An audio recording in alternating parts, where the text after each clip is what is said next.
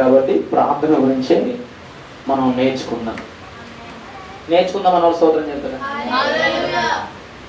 So prayer ఎప్పుడు కూడా నువ్వు ఎప్పుడైతే బలపరుచుకుంటూ వస్తావో దాన్ని అది నిన్ను బలపరుచుకుంటూ వస్తుంది. అర్థమవుతుందా? ప్రార్థన నువ్వు బలపరిస్తే దాని పవర్ నిన్ను బలపరుస్తుంది. నువ్వు ఎంత దాన్ని ప్రేమిస్తే అంత ప్రభావాన్ని అది నీ దగ్గరికి తీసుకొస్తుంది. వినుట వలన విశ్వాసం కలుగుతుంది. హల్లెలూయా. ఒక రోజంట ఒక కిక్ బాక్సింగ్ జరిగే దాంట్లో ఇద్దరు ఫైట్ చేయడానికి వెళ్తాను. ఒకడు ఓడిపోతున్నాడంట. ఒకడు ఓడిపోతుంటే అది వెనకాల ఉన్న వాళ్ళు ఏం చెప్పారు తెలుసా? ఒకటే అరుస్తున్నారంట. ఏమని అరుస్తున్నారు? ఆ ఓడిపోతున్న వ్యక్తిని చూసి, నీ వల్ల అవుతుంది, యూ కెన్ అది అని ఇంగ్లీష్లో యూ కెన్ ఆయన పేరు పెట్టి అలా అంటున్నారట. జాన్ యూ కెన్ అనగానే ఆయనకి ఏమొచ్చేస్తుందో తెలుసా? బలం వస్తుంది. అలానే అంత పొగిడే అంతవరకు ఆయన ఏం చేశాడంటే దాంట్లో ఏం చేశాడు? కొట్టేశాడు. అందరూ అనుకుంటారు, అబ్బా భలే చేసావు అంటే అసలు దాని విజయం ఎక్కడి నుంచి వచ్చింది? వెనకాల వాళ్ళందరూ ఏం చేస్తూ వచ్చారు? ఎంకరేజ్ చేస్తారు. అంటే కొంతమంది ఏంటంటే ఎంకరేజ్ చేస్తేనే ఏమవుతారు? చేస్తారు, లేదంటే ఆగిపోతున్నారు. అంటే చూడండి, వర్డ్స్కి పవర్ ఉంటుంది. హల్లెలూయా. అలాగే దేవుని యొక్క వాక్యానికి మహా పవర్ ఉంటుంది. నమ్మిన వాళ్ళు స్తోత్రం చేద్దామా? దేవుని యొక్క వాక్యానికి మహాబలం ఉంటుంది. మనుషులు ప్రేరేపిస్తేనే, ఇప్పుడు చూడండి, మనుషులు ప్రేరేపించగానే వెంటనే కొడేస్తారు, తినేసుకుంటారు, లేకపోతే ఏదో ఒకటి చేస్తారు. అంటే ఆ మనుషులు ప్రేరేపిస్తే, మరి దేవుడు ప్రేరేపిస్తే అద్భుతం జరుగుతుందా? జరగదా? జరుగుతుంది. సో వినుట వల్ల విశ్వాసం కలుగుతుంది. ఆ వినుట ఎవరి గురించి అయి ఉండాలి? దేవుని గురించి అయి ఉండాలి. నువ్వు ఈరోజు ప్రార్థన గురించి వింటూ ఉంటే నీలోకి ఏమి యాక్టివేట్ అవుతూ ఉంటుంది? ప్రార్థన ఆత్మ నీలోకి వస్తూ ఉంటుంది. హల్లెలూయా. నమ్మిన వారు స్తోత్రం చెప్తారా? ఎంతగా నువ్వు ప్రార్థన వింటూ ఉంటావో, ఎంతగా ప్రార్థన గురించి నువ్వు వింటూ ఉంటావో, ఆ ప్రార్థన నిన్ను ఏం చేస్తుందంటే నిన్ను ప్రార్థనలో చేసేలాగా అది నిన్ను నడిపించేస్తుంది.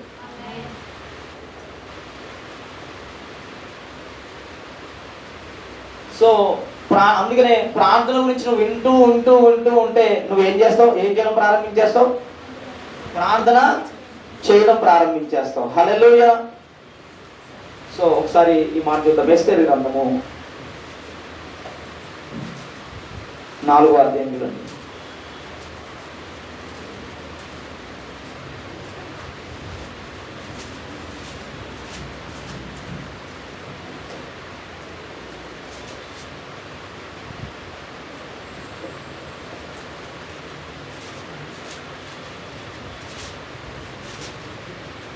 ఎస్తేరు గ్రంథము 4వ అధ్యాయం 15వ వచనం చూడండి.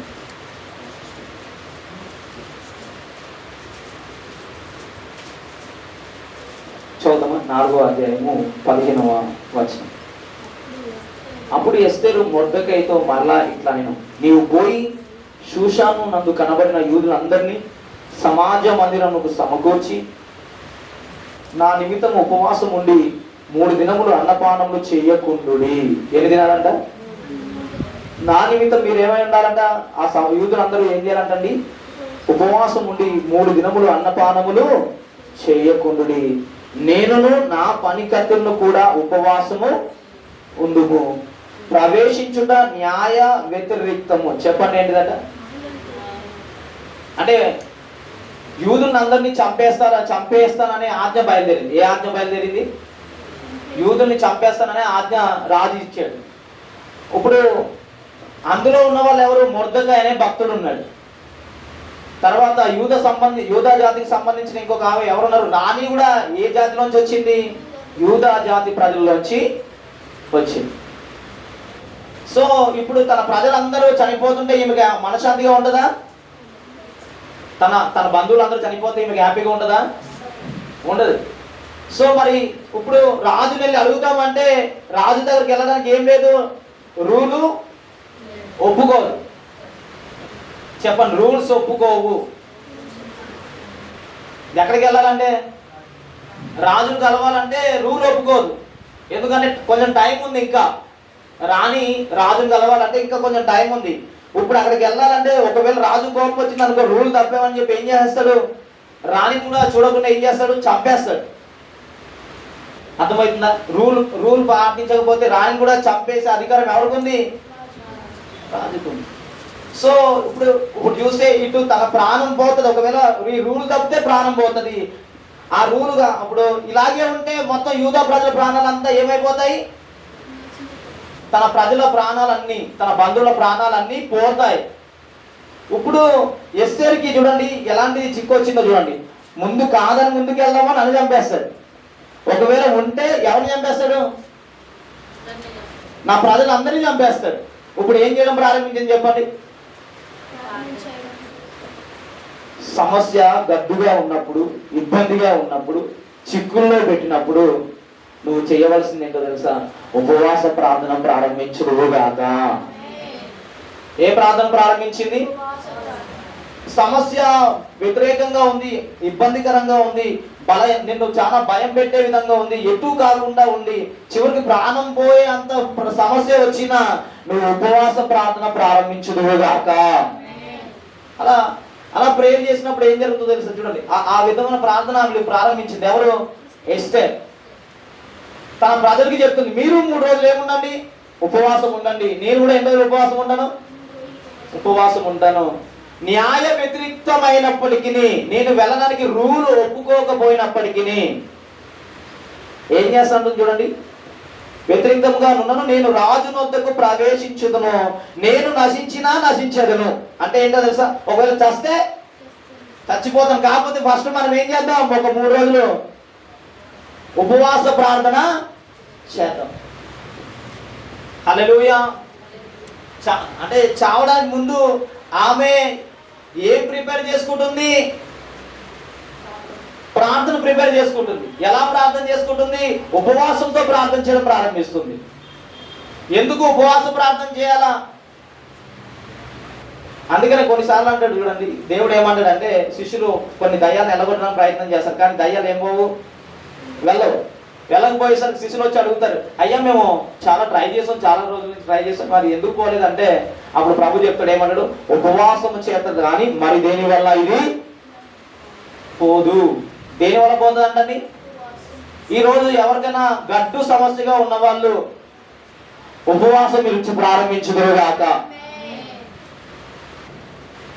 బ్రదర్, అసలు నోట్లోకి వెళ్ళకపోతే నా బండి నడవదు అన్నగానే ప్రభు నడిపిస్తాడు. మీరు ప్రభు మీకు సహాయం చేయనుగాక. నమ్మిన వాళ్ళు స్తోత్రం చేద్దారు. ప్రభు సహాయం చేస్తాడు మీకు. ఈరోజు చాలా ఎంతమందికి ఉపవాసం చేసిన అనుభవం ఉంది? ఇక్కడ ఎంతమందికి ఉపవాసం చేశారు? అనుభవం ఉందా? ఎలా ఉపవాసం చేశారు? ఎలాంటి ప్రార్థన చేశారంటే, ఉపవాసం ఉంటారు, పనంతా అయిపోగొట్టుకుని లాస్ట్కి ఒక అరగంట ముందు చేయని ప్రార్థన చేసి ఇక తృప్తిగా కంచం నుండి ఏం పెట్టుకుంటారు? పెట్టుకొని ఆ టైం చూస్తూ అసే స్తోత్రం ఎవరెవరు ఫోన్ వచ్చిందా, నేను ఉపవాసం ప్రార్థన ఉన్నాను తెలుసా అని ఎంతసేపు ఎంతసేపు మాట్లాడతారు? ఒక గంట మాట్లాడేస్తారు. ప్రార్థన లాస్ట్ అమ్మో టైం అయిపోతుందని 5 నిమిషాల్లో తండ్రి ఈ ఉపవాస ప్రార్థన ఘనంగా జరిగించినందుకు మీకు లెక్కలేవల్లి కోట్లాది స్తోత్రాలు అనేది మీరైతే ఘనంగా అయితే జరిగించలేదు. సో ఈరోజు నిజం చెప్తానే, మీరు ఈరోజు ఉపవాస అనుభవంలోకి మీరు వెళ్ళదురుగాక. ఎందుకు? సమస్య పెరిగిపోయింది, అక్కడ ఇబ్బంది పెరిగిపోయింది, బంధకాలు పెరిగిపోయాయి, దురాత్మలు ఆవరిస్తున్నాయి, చాతుపడి శక్తులేమో వదిలిపెట్టట్లేదు. ఈరోజు చాలా మంది చాతుపడి చిల్లంగి మాంత్రిక దయ్యపు శక్తులతో పీడింపబడుతుంటారు, చెడ్డగలతో పీడింపబడుతుంటారు. లోపల ఏమేమో అయిపోతుంది, రిపోర్ట్ చూస్తే నార్మల్ ఉంటుంది, కానీ బాడీ పెయిన్స్ వదిలిపెట్టవు. రిపోర్ట్కి వెళ్తే డాక్టర్కి వెళ్తే ఆ మందిస్తాడు, పంపిస్తాడు, ఆయన నేను లేదు బాబు నేనేం చేయలేను అని చెప్పి అదే రాసిస్తాడు, వెళ్ళిపోతాడు. కానీ ప్రాబ్లం మాత్రము అలాగే ఉంది. మరి ఈ ప్రాబ్లంకి సొల్యూషన్ ఏంటంటే చెప్పండి, ఈ ప్రార్థనకి ఏంటి సొల్యూషన్? ఉపవాసం. గట్టిగా స్తోత్రం చెప్తారా? ఒక ఆవిడ ఒక రోజు ఒక ఊర్లో దయ్యం పడితే ఆవిడ కంచెలు కానిస్తుందంట. ప్రజలు ఇలా కంచెల దగ్గర కొట్టిస్తున్నావా, మేము తెచ్చుకున్న చికెన్ అంతా ఆవిడ తినేస్తుంది, అసలు ఇదేంటి అని చెప్పి తీసుకెళ్తే ఆ రోజు ఆయనకి ఏం పెట్టారు, మీరు ఈ రోజు నుంచి ఏం పెట్టకండి, ఆ దురాత్మ బయటకు వస్తుంది అని చెప్పాడు. తీసుకొచ్చాడు. సాయంత్రం దాకా ఉపవాసం ఏం తీసుకురాకుండా అలా కట్టేసి ఉపవాసం పెట్టారట. ఉపవాసం పెట్టి ఆ దైవజనులు ప్రార్థన చేస్తే కేకలు పెట్టి పారిపోయిందంట దయ్యం. గట్టిగా స్తోత్రం చెప్పారా? మనము ఈ రోజు నుంచి నీ బాడీని ఉపవాసానికి అలవాటు చేసుకునే విధంగా నువ్వు మార్చుకుందువు గాక. చిన్న పిల్లలు శనివారం అని చెప్పి ఏం చేయట్లేదు తెలుసా, అన్నయ్య పిల్లలు ఆ రోజు నాన్ వెజ్ తినలేదండి. నాకు అసలు ఎంత చిన్న పిల్లలండి, అది బిర్యానీ దొరికితే వదిలిపెడతారు ఎవరు. కానీ వాళ్ళు ఏ వారం అంట, శనివారం అంట. ఆ రోజు ఏం చేయరంట, వాళ్ళు నాన్ వెజ్ తినరంట. మనం ముక్కలేని ముద్ద దిగదు అన్నట్టుగా మనం ప్రవర్తిస్తుంటాం, అలా ఉంటున్నాం. కాకపోతే గుర్తుపెట్టుకోండి, నీ శరీరాన్ని ఉపవాసానికి అలవాటు చేయదువుగాక. చెప్పండి, నా శరీరాన్ని నేను ఉపవాసానికి అలవాటు చేయాలి. గడ్డు సమస్య ఉన్నప్పుడు ఎవరితో ఏం మాట్లాడకు, ఉపవాసం ప్రకటించుకో. ఉపవాసం ప్రకటించుకుని నువ్వేం చేయి, ప్రార్థన చేయడము. ఎవరితో ఫోన్ కూడా స్విచ్ ఆఫ్ చేసి పాడేసి, ఇంకా అసలు పెద్ద దరిద్రం పోతుంది. ఆమేన్, హల్లెలూయా. ఎంతమందికి ఈరోజు మీ సమస్యకి సొల్యూషన్ వస్తుంది అనుకుంటున్నారా? అనుకుంటున్న వాళ్ళు నాకైతే వస్తుంది. ఎందుకు అంటే ఎస్తేరు ప్రాణం పోయే సమస్య వచ్చినప్పుడు కూడా ఆవిడ ఎలా ఉందంట, ఎలా ఎదుర్కోవాలనుకుంటుంది ఆ సమస్యని? ఉపవాస ప్రార్థన ద్వారా ఎదుర్కోవాలనుకుంటుంది. ఎన్ని రోజులు? 3 రోజులు అనుకుంటుంది. 3 రోజులు తెగించేద్దాం అనుకున్నది. హల్లెలూయా.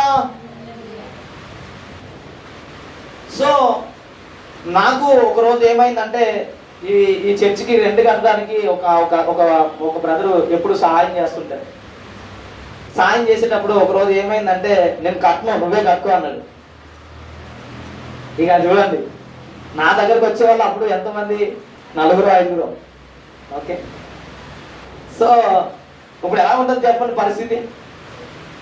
చాలా కఠినంగా ఉంటుంది. ఇక నేను వెంటనే ఏం చేశానంటే, ఉపవాసం ప్రకటించుకున్నాను. 7 రోజులు ప్రకటించుకున్నాను. ఇదే హాల్, ఇక్కడికే, ఈ ప్రాంతంలో, కరెక్ట్ ఈ ప్లేస్లోనే. ఇక బైబిల్ ముందర పెట్టుకుని యెషయా గ్రంథం చదువుతూ ప్రార్థన చేస్తూ ఏడుస్తూ ఉన్నాను. తండ్రి రెంట్ కదా, నాకు ఫోన్ చేస్తాడు, నాకు ఈ నెల రెంట్ నాకు రావాల ప్రభు అని చెప్పి ఏడుస్తున్నాను. ఏంటి ప్రభు ఇలా అయిపోతుంది పరిస్థితి అని ఉపవాసం 7 రోజులు పెట్టుకుని ప్రార్థన చేస్తున్నాను. 2వ రోజుకే దేవుడు ఏం చేశాడు? ద్వారం తెరిచాడు. నేను ఒక్కరోజు అడిగితే సంవత్సరం అంతా, ఒక్క నెల అడిగితే సంవత్సరం అంతా కట్టే కృప దేవుడు ఇచ్చేసాడు. అందుకే చెప్పలు దేవుని పరుస్తారు. ప్రైజ్ లార్డ్, హల్లెలూయా. అని ఇది దేని వల్ల సాధ్యపడిందని? 4 ఉన్నారు. ఓకే, ఎవరై ఎంతగా అంటే చూడండి, ఒకసారి ఆలోచన చేస్తే అక్కడి నుంచి వచ్చే అవకాశం లేదు. ఇక్కడ నీకు కనబడే చోటు నుంచి వచ్చే అవకాశం లేకపోయినా కనబడని చోటు నుంచి దేవుడు నీకు సహాయం చేస్తాడు. నమ్మిన వాళ్ళు మాత్రమే పొందుకున్నారు కాక, నమ్మిన వాళ్ళు పొందుకుంటారు. అసలు నాకే ఆయన ఎక్కడో ఉంటాడు, నేనేంటో తెలీదు. ఆయన ముఖం నేను ఎప్పుడు చూడలేదు, నా ముఖం ఆయన ఎప్పుడు చూడలేదు, నా మెసేజ్ ఎప్పుడు ఆయన వినలేదు, నేను ఆయన ప్రవర్తన ఎప్పుడు చూడలేదు. సో కానీ ఉపవాస ప్రార్థన ఏం చేసింది? ఎక్కడో దాచబడిన ధనాన్ని బయటకు తీసుకొచ్చింది. అలాగే ఈ రోజు నుంచి నువ్వు ప్రార్థన చేస్తే, ఉపవాసంతో ప్రార్థన చేస్తే, మూయబడినవన్నీ తెరవబడను గాక. తెరవబడ. చాలా మందికి ఉపవాసం చేయడం అంటే చాలా కష్టం కదా, చాలా కష్టం. ఆ ఉపవాస ప్రార్థన చేయడానికి మళ్ళీ నన్ను మధ్యలో అడుగుతారు, అన్న కొంచెం ఛాయ్ తాగొచ్చాను, కొంచెం ఛాయే కదా అని ఇలా అంటారు. కొంతమంది ఏమో కొంచెం మధ్యాహ్నం అంటున్నా లైట్గా తీసుకున్నాను అన్న జ్యూస్.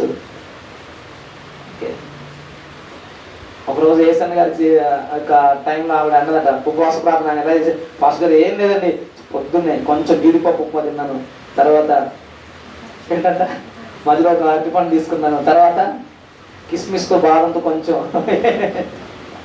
అది ఏ ప్రార్థన అంటే ఆయనకి నిష్ఠ అనేది పవర్ని తీసుకొస్తుంది అంతే. గట్టిగా స్తోత్రం చెప్తారా? నిష్ఠ అంటే తినాలని ఉన్నా కానీ తినకుండా గట్టిగా ఉండవు చూడు, అప్పుడే నువ్వు పవర్లోకి వెళ్తావు, అప్పుడే నువ్వు ప్రభావం పొందుకుంటావు. హల్లెలూయా. నిష్ఠను పాడు చేయాలని ప్రయత్నం చేస్తాడు ఎవరు? అపవాది. కనుక ఈరోజు మీరు ఉపవాసం చేసేటప్పుడు ఏదైతే తినొద్దనుకుంటారో అది దూరం చేసుకుందరు కాక. అలా మీరు చేసినప్పుడు మీరు చేస్తున్న ఉపవాసం ఏమవుతుంది? ఫలిస్తుంది అన్నవాడు స్తోత్రం చెప్తారు. ఫలిస్తుంది. సో ఎస్తేరు కూడా ఇక్కడ ఉపవాస దినం ప్రకటించుకుని నేను చచ్చినా చేస్తాను, మీరు మాత్రం 2 రోజులు ప్రార్థన చేయండి నా కోసం, మీరు 3 రోజులు ఉపవాస ప్రార్థన చేయండి, నేను ఉపవాస ప్రార్థన చేసి ఈ సమస్యను ఎదుర్కొంటానని చెప్పి రాజు ఆజ్ఞ, రాజు రూల్, గవర్నమెంట్ రూల్ అధిగమించడానికి ప్రార్థన చేసి వెళ్ళింది. అధిగమించింది. రాజును కూడా ఆ రూల్ నుంచి బయటికి తీసుకొచ్చేసింది. ఆమేన్. పెట్టిన వాడే బయటకు వచ్చేసాడు. దేవుని స్తోత్రం కలుగును గాక. నేను అంటాను రాజు రుదిని మార్చిందంట ఎవరు ప్రార్థన? ఎస్తేరు ప్రార్థన. అంటే ఎస్తేరు ప్రార్థన ఎవరిని తాకేలా చేసింది? రాజుని ఇన్ఫ్లుయెన్స్ చేసేలా చేసింది. అంటే నీ ప్రార్థన మనుషులని ప్రభావితం చేస్తుంది అన్నవాడు స్తోత్రం చెబుతారా? ఇప్పుడు రాజు దగ్గరికి వెళ్ళాలంటే ఎంతో బౌండరీ ఉంటుంది, అక్కడ ఆ ఆజ్ఞలు ఉంటాయి, ఒక క్రమం ఉంటుంది. ఎవరిని పడితే వాళ్ళని లోపలికి పంపారు, ఒక రూల్ ప్రకారం పంపిస్తారు. ఆ రూల్ కూడా బ్రేక్ చేయగలిగింది ప్రార్థన. ఆమేన్. అంటే చెప్పండి, ఇగో బ్రదర్ నాకు రావడానికి రూల్స్ ఉన్నాయి, నాకు రావడానికి అవకాశం లేదు, ఇవ్వడానికి అవకాశం లేదు, పొందుకోవడానికి అవకాశం లేదు, అది వచ్చే ప్రసక్తే లేదు అన్నా కానీ నువ్వు ఉపవాసించి ప్రార్థన చేయి, ఆ రూల్ కూడా బ్రేక్ చేసి దేవుడిని ఇచ్చునుగాక. నమ్మిన వాళ్ళు ఇది పొందుకుందరుగాక. నీకు నాకు కొన్ని రూల్స్ వర్తించకుండా పోవునుగాక. అర్థమైందండి? రూల్ ఉంది కానీ మనకు అది అంటే ఇప్పుడు చూడండి ఇప్పుడు రూల్స్ కొంత సీఎం కొడుకుకి పోలీసు వాళ్ళు అడ్డం పెడతారు ఎవరన్నా? ఎందుకు? ఆయన సీఎమా? కాదు. ఎవరు సీఎం? అలా తండ్రి సీఎం. అయితే వారికి ఏముంటుంది? ఫ్రీ యాక్సెస్ ఉంటుంది. గట్టిగా స్తోత్రం చెప్తారా? ఇప్పుడు నా ఆస్తి పైన నా కొడుక్కి రూల్స్ ఉంటాయా, లేకపోతే వాడుకునే అవకాశం ఉంటుందా? అవకాశం. అలాగే నేను అంటాను, నువ్వు దేవుని పరలోకపు దేవుని కుమార్తెవి, ఈ లోకంలో పెట్టే రూల్స్ కూడా నువ్వు బ్రేక్ చేసేలాగా నువ్వు ప్రార్థన చేయగాక. నువ్వు ప్రార్థన చేస్తే నీకు కష్టంగా ఉన్నది కూడా ఏం చేస్తాడు? దేవుడు ఇవ్వడానికి సహాయం చేస్తాడు. కనుక ఇప్పుడు చూడండి, ఎస్తేరు ప్రార్థన రాజు యొక్క హృదయాన్ని మారిస్తే నీ ప్రార్థన మనుషుల హృదయాన్ని తాకుతుందా తాకదా? కానీ మనం ఏం చేయము? ప్రార్థన చేయము, ఉపవాసము చేయము. ఉపవాసం చేసినప్పుడు ఏం జరుగుతుంది? దుష్టుడి ప్రభావము తగ్గిపోతుంది, అపవాది ప్రభావం ఏమవుతుంది? తగ్గిపోతుంది, నీ పవర్ ఇంక్రీజ్ అవుతుంది. హల్లెలూయా. నీ శరీరం స్ట్రాంగ్గా గట్టిగా ఉందంటే అందుకనే శరీరాన్ని నువ్వు ఎంత నలగొడతావో నీ ఆత్మలో ఉన్న పవర్ అంత బయటికి దిగి వస్తుంది. శరీరాన్ని నలగొట్టాలంటే మోకాళ్ళు వేసి ఉపవాసం ఉండి తర్వాత పరిచర్లు నలిపి అలా నువ్వు నీ శరీరాన్ని నువ్వు నలగొట్టుకున్నావు అనుకో, అప్పుడు ఏమవుతుంది? దేవుని ఆత్మశక్తి నీలోంచి. నువ్వు శరీరాన్ని నలగొట్టినంత వరకు ఆత్మ బలపరచ. ఎందుకు అంటే శరీరము ఎల్లప్పుడూ ఏం కోరుకుంటుంది? లగ్జరీ కోరుకుంటుంది, సుఖాన్ని కోరుకుంటుంది, సంతోషాన్ని కోరుకుంటుంది. ఆత్మ ఎప్పుడు దీనికి వ్యతిరేకం. ఆత్మ శరీరానికి, శరీరము ఆత్మకి ఏముంటుందండి? వ్యతిరేకం ఉంటుంది. కనుక ఈ రోజు నీ ఆత్మలో వర్ధిల్లాలంటే నువ్వు సుఖాన్ని విడిచిపెట్టుకోగాక. సుఖాన్ని విడిచిపెట్టాలి. ఇప్పుడు రాణికి అవసరం అండి. రాణి ఆవిడ ఎవరు? ఏ పొజిషన్లో ఉంది ఆవిడ? రాణి పొజిషన్లో ఉన్నప్పుడు ఫుడ్ తక్కువ అవుతుందా? బెడ్ తక్కువ అవుతుందా? మర్యాదలు తక్కువ అవుతాయా? కానీ ఆవిడ ఏం చేస్తుంది? అన్నిటినీ మానేసిందంట 3 days. గట్టిగా స్తోత్రం చెప్తారా? సో నీ సుఖాన్ని ఎంతగా నువ్వు దేవుని సన్నిధిలో వదులుకుంటావో అంతగా దేవుడు నీలో కార్యం చేయడం ప్రారంభిస్తాడు. నీ సమస్యకు అంతగా విడుదల నువ్వు చూస్తావు నీ జీవితంలో. ఈరోజు లగ్జరీ విలువలో మోకాల మీద రాని వాళ్ళు, ఉపవాసం చేయని వాళ్ళు, దేవునితో కాస్త పోరాడలేని వాళ్ళే ఎక్కువ ఇబ్బందుల్లో బంధకాల్లో ఉంటున్నారు. ఎందుకంటే వాళ్ళు ప్రార్థన చేసే అనుభవం ఉండదు. ప్రార్థన చేయాలంటే పెద్ద భారంగా దాన్ని ఏం చేస్తారు, పెద్ద భారంగా చూస్తారు. ఉపవాసం అంటే మహా కష్టము. ఎప్పుడు చేస్తారో తెలుసా? గుడ్ ఫ్రైడే చేస్తారు. ఇప్పుడు ఆ రోజు కూడా చాలా ఎంతో ప్రేమతో ఏడుస్తూ మరీ చేస్తారు ఆ రోజు. సో ఆ భక్తి అంటే చెప్తున్నాను, ఆ భక్తి నీ సమస్య వచ్చినప్పుడల్లా ఉంటే ఇంకా బాగుంటుంది. గట్టిగా సోదరం చెప్పారా?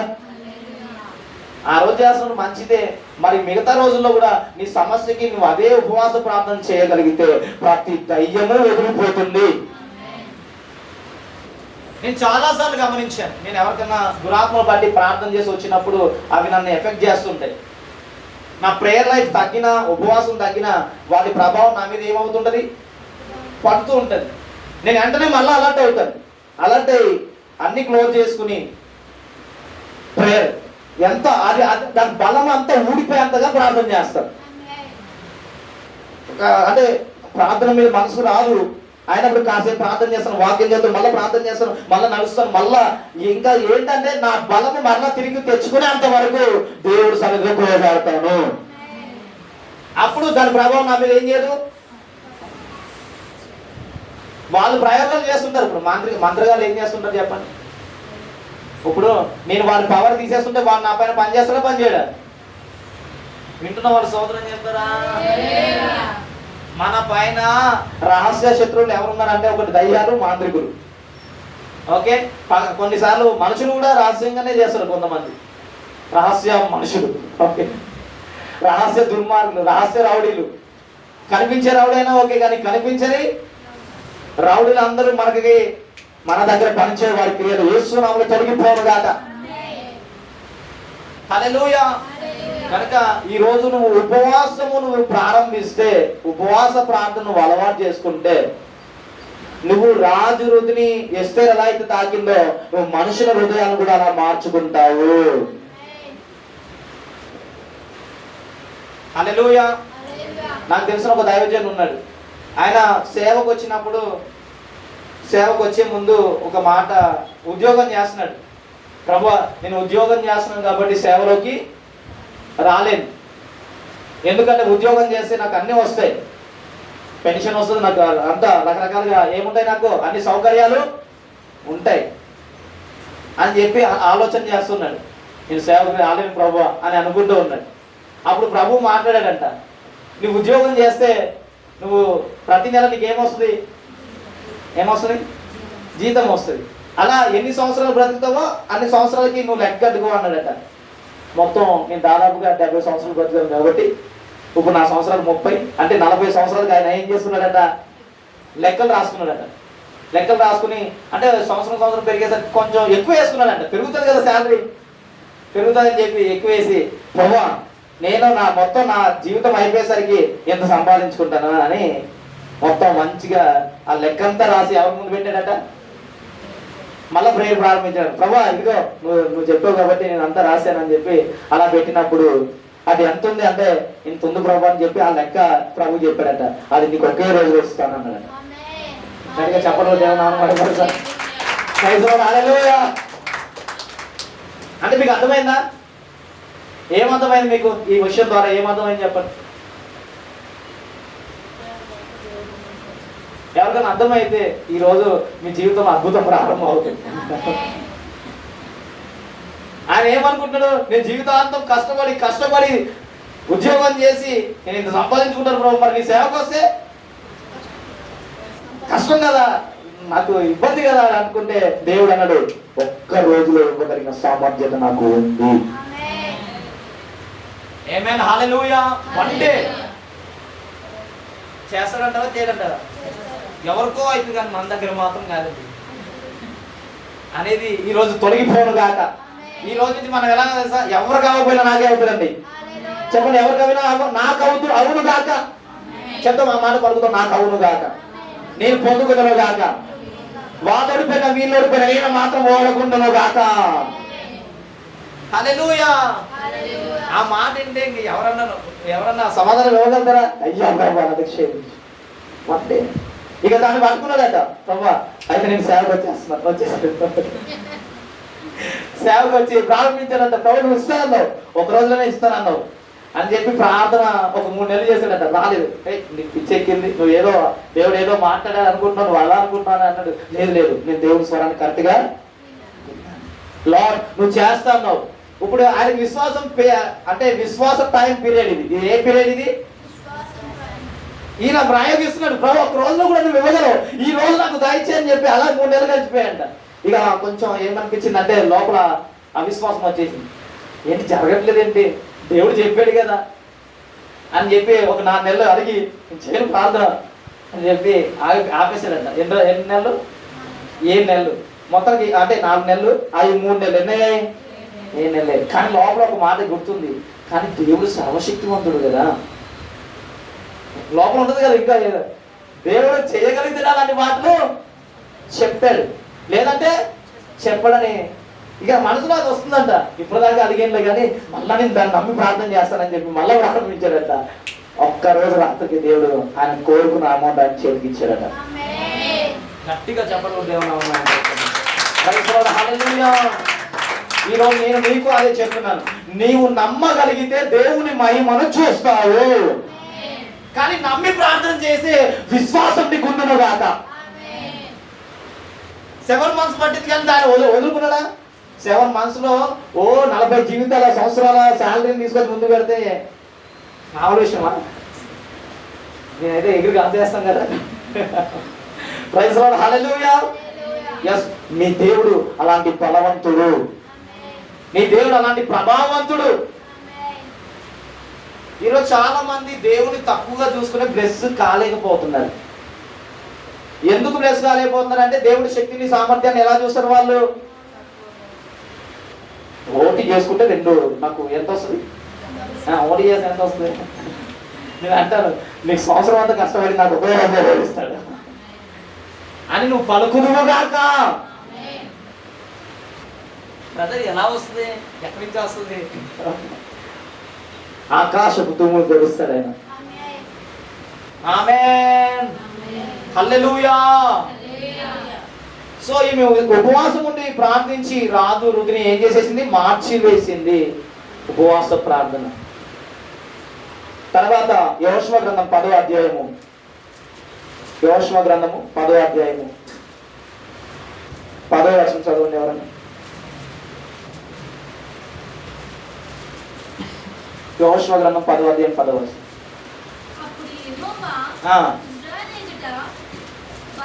12 నుంచి చదువుతారు. 12 నుంచి చదువు. యెహోవా ఇశ్రాయేలు ఎదుట అమోరీయులను అప్పగించిన దినమున ఇశ్రాయేలు వినుచుండగా యెహోషువ యెహోవాకు ప్రార్థన చేసెను. సూర్యుడా, ఎవరినంట? ఆయన ఎలా మాట్లాడుతున్నాడు తెలుసా? ఏ బాబు ఇలా చూడు అంటే ఆయన నా పైకి ఎలా చూశాడో. ఈయన ఎవరితో మాట్లాడుతున్నాడు? ఈ ప్రార్థన పాటు ఎవరితో మాట్లాడుతున్నాడు?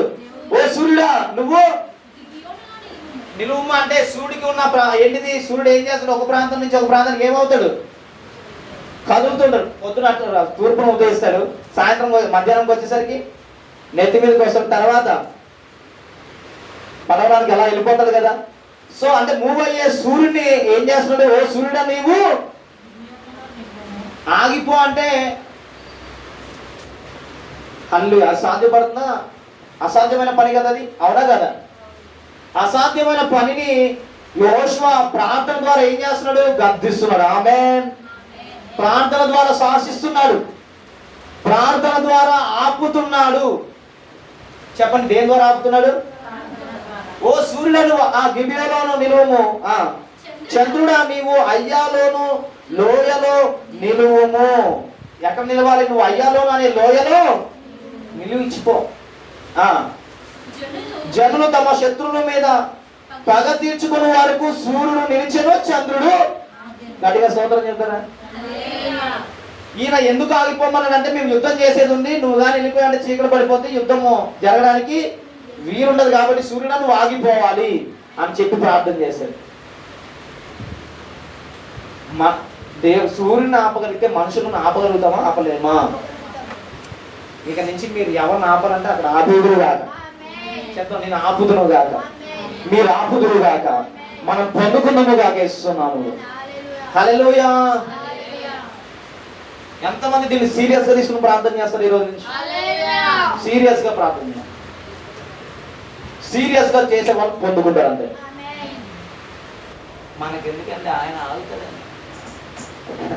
ఓకే, వదిలేసాను. ఆయన కాకపోతే మీ ప్రజలు మిమ్మల్ని ఇబ్బంది పెట్టే వాళ్ళు ఆగిపోతారు కాక, మిమ్మల్ని ఇబ్బంది పెట్టే ప్రజలను ఆపేద్దాం,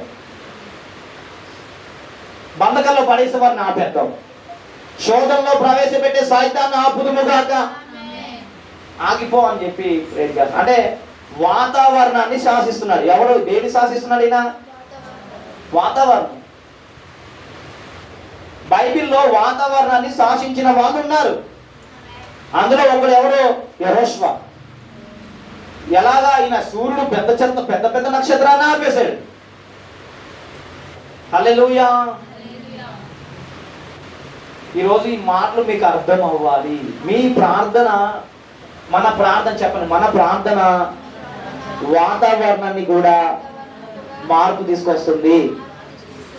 పక్కన చూసాను నానండి, ఒక మాట తీసుకొస్తుందంట. వస్తుందన్నా వెనకాల? ఏమో అన్న, అది జరిగితే మీరు చూచుకోరు కాక. మన మీటింగ్స్ పెట్టేటప్పుడు నేను చేస్తాను. వర్షం వస్తున్నప్పుడు ప్రార్థన చేస్తే అది ఆల్గం మనం కళ్ళారా చూచుకున్నాం కాక. చేయాలి కదా మరి, అవునా కదా? కావాలని వర్షాకాలంలో వర్షం మీటింగ్ పెట్టుకుని కాక. ఆ రోజు మిమ్మల్ని అందరూ పిలిచి, అన్న వెనకాల ఉన్న వాళ్ళు అందరూ పిలిచి కుర్చీ వేసి స్టేజ్ నా మీద పక్కన కట్టి వర్షం పడుతుందని ఇప్పుడు ప్రార్థన చేస్తాం ఆవాలి అంతే. వర్ష మీటింగ్. ఏ మీటింగ్స్ అవి? వర్షాన్ని ఆపే మీటింగ్స్. హల్లెలూయా. సో నువ్వు ఎప్పుడైతే ఇలాంటి స్టాండర్డ్లోకి వస్తావో సైతం గారు నీ దగ్గర పిల్లిలా మారిపోతాడు అంతే. ఇంత విశ్వాసం ఏంటది అనే కోణంలో నువ్వు నిలబడుదువు గాక. చెప్పండి, నేను అలాంటి కోణంలో ఉండుదును గాక. హల్లెలూయా. విచిత్రంగా చూడతాను నేను ఈరోజు నిన్న నుంచి అది ప్రార్థన చేసుకుంటాను. ఇక నుంచి వాతావరణం పైన కూడా నాకు పట్టు దొరుకును గాక. హల్లెలూయా. ఇది ఇలాంటి సిచ్యువేషన్ ఎవరికి తగిలిందో తెలుసా? ఇశ్రాయేలు ప్రజలు ఐగుప్తులు తరుముకుంటూ వస్తారు. అప్పుడు వెంటనే దేవుడు వీళ్ళకేమో వెలుగుగా ఉంటాడు, వాళ్ళకేమో చీకటిగా మారుతాడు. వాళ్ళకి ఏం కనబడదు, వీళ్ళకి మాత్రం అర్థమైందండి. వెనకాల చూస్తే చీకటి ఉంది, ముందు చూస్తే ఏముంది? వాళ్ళకి అర్థం కాలేదు. వీళ్ళు ఎట్లా ప్రయాణం చేస్తున్నారండి అంటే ఇది దేవుడు చేశాడా లేదా? ఒకసారి ఆ మాట చూద్దాం. నిర్గమకాండము 14వ అధ్యాయం అనుకుంటాను. నిర్గమకాండము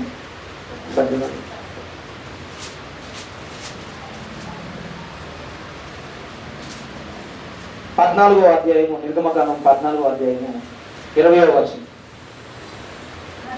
సారీ, అక్కడ 18 నుంచి చదవండి. నేను ఫరో వలన, అతని రథం వలన, అతని గుర్రపు రౌతు వలన మహిమ తెచ్చుకున్నప్పుడు నేను యెహోవానని ఐగుప్తీయులు తెలుసుకుంటాను. అప్పుడు ఇశ్రాయేలు ఎదుట సమూహమునకు ముందుగా నడిచిన దేవదూత వారి వెనుకకు పోయి వారిని వెంబడించెను. ఆ మేఘస్తంభము వారి ఎదుట నుండి పోయి వారి వెనక నిలిచెను.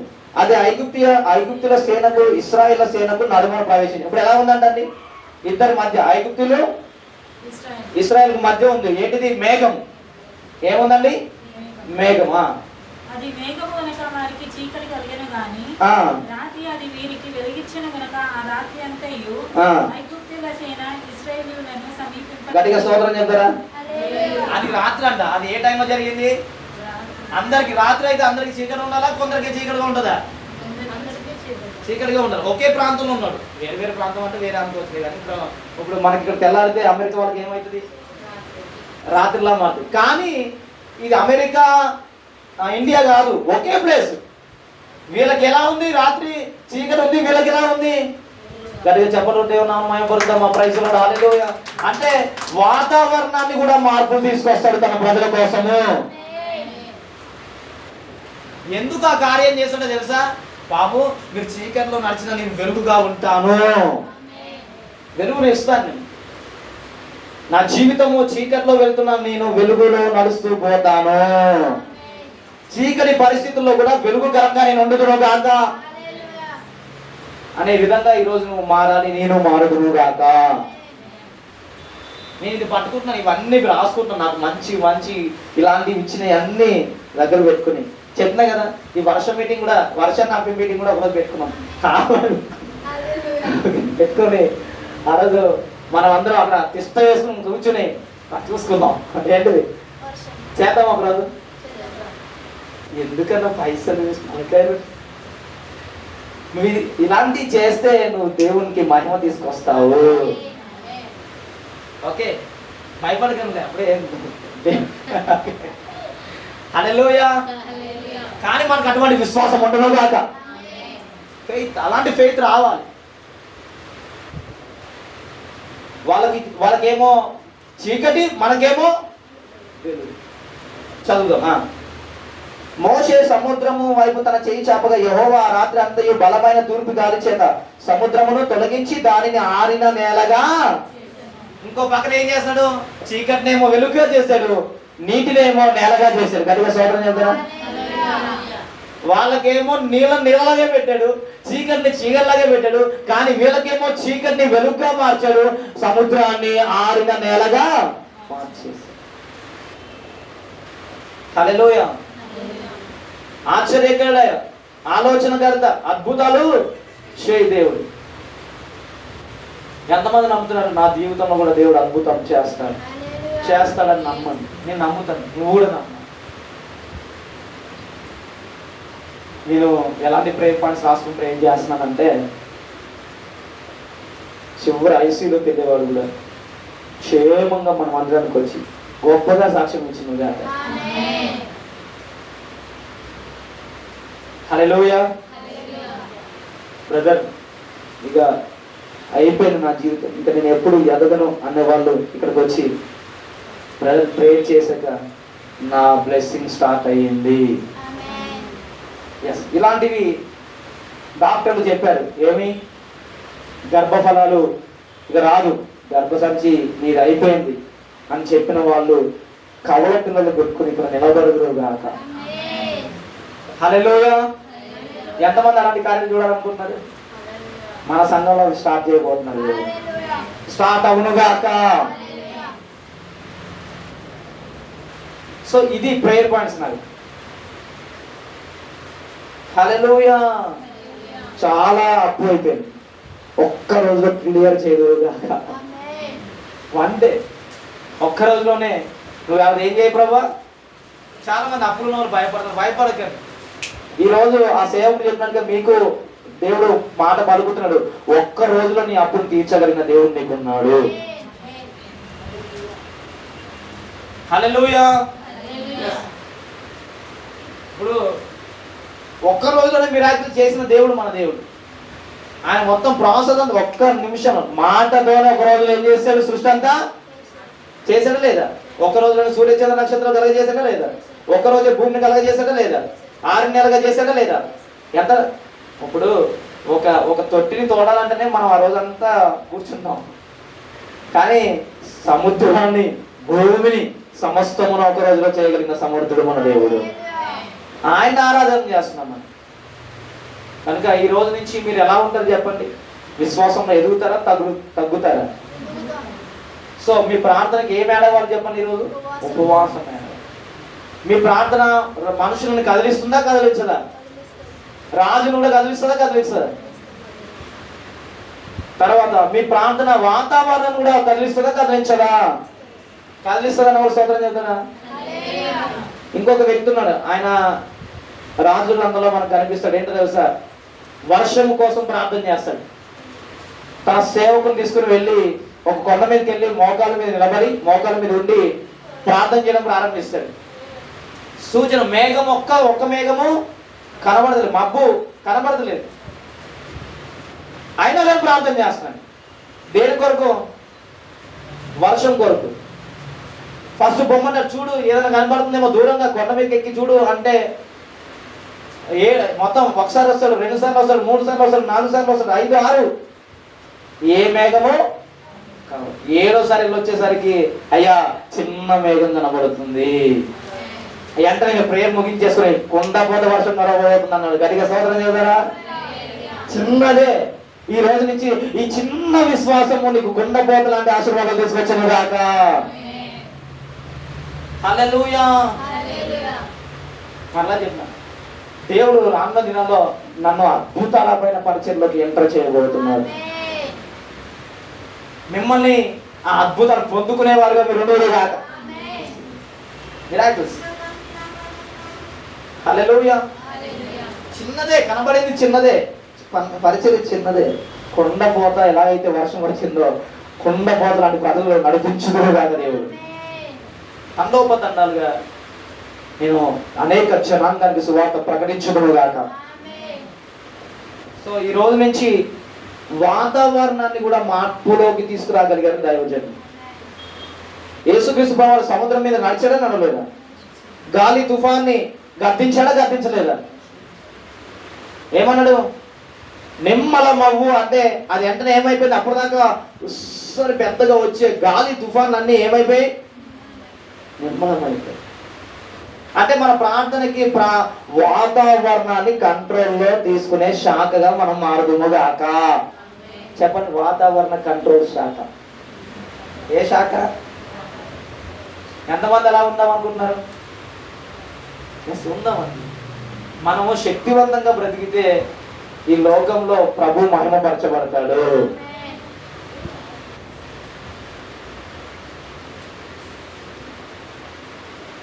హల్లెలూయా. ఈ రోజు నుంచి మీ ప్రేయర్ పాయింట్స్ మారిపోవును గాక. ఈ రోజు నుంచి ఒక 2-3 పాయింట్లు ఏంటి యాడ్ చేసుకోండి అంటే, రాజు పెట్టిన రూల్స్ ని బ్రేక్ చేస్తాం ప్రార్థన ద్వారా. 1. రెండోది ఇంకోటి ఏంటంట, వాతావరణం యొక్క స్థితిగతులను మార్చేస్తాం ప్రార్థన ద్వారా. హల్లెలూయా. సో అద్భుతకరమైన ప్రయాణంలోకి మనం ఎంటర్ అవుతాము. ఇది దేవుడు ఈరోజు మీతో పలకాలనుకుంటున్న మాట. మీ వల్ల అవుతుంది. వాతావరణం మారుతుంది, రాజులు మారుతారు, మనుషులు మారుతారు. దయ్యం పట్టిన వాళ్ళు మారుతారా? మారరా?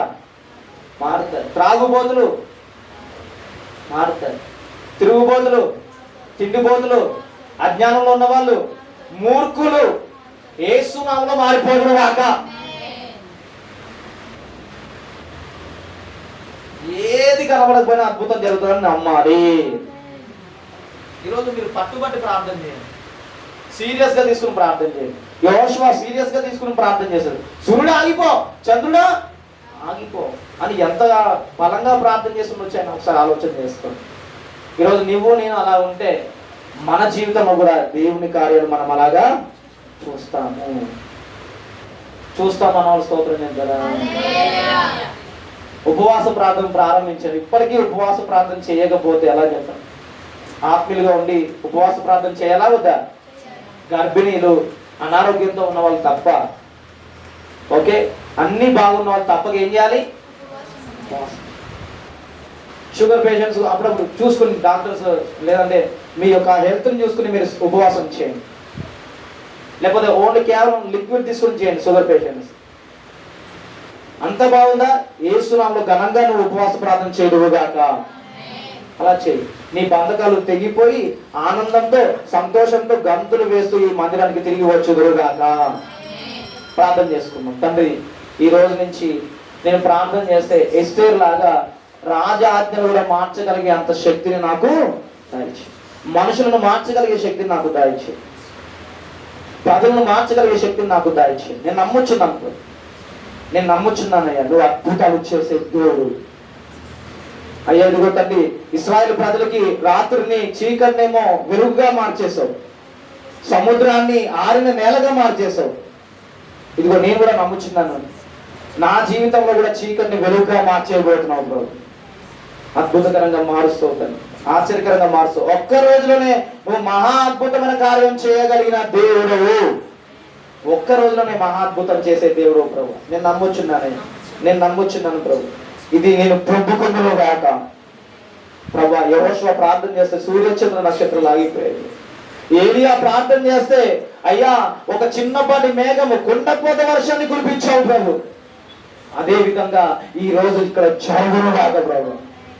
అటువంటి గొప్ప దయచేయండి. ఇక నుంచి నేను ప్రార్థనలో గొప్ప అద్భుతం చూడాలయ్యా, గొప్ప ఆశ్చర్యమైన కార్యాలు చూడాలి, మహిమ కలిగిన కార్యాలు చూడాలి, అమోఘమైన కార్యాలు చూడాలి.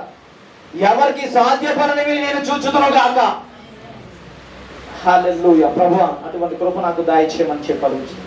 అటువంటి భాగ్యాన్ని నాకు దయచేయి. నాకు ఇవ్వండి ప్రభు అని అడగండి. నాకు ఇవ్వండి అటువంటి భాగ్యాన్ని, అటువంటి కృపను నాకు ఇవ్వండి, అటువంటి కనికరం నా పైన చూపుదువు గాక అని చెప్పాల్సినంత నేను అటువంటి పొందుకుని నీ నామానికి మహిమ తెచ్చే గొప్ప పాత్రగా మార్చుకొని వాడుకొని నీ నామానికి మహిమ తెచ్చుకుని సమస్త మహిమాగంతో ప్రభావం నీకే ఆరోపిస్తూ నజరేయుడైన యేసు నామములో ప్రార్థిస్తున్నాం తండ్రి. ఆమేన్.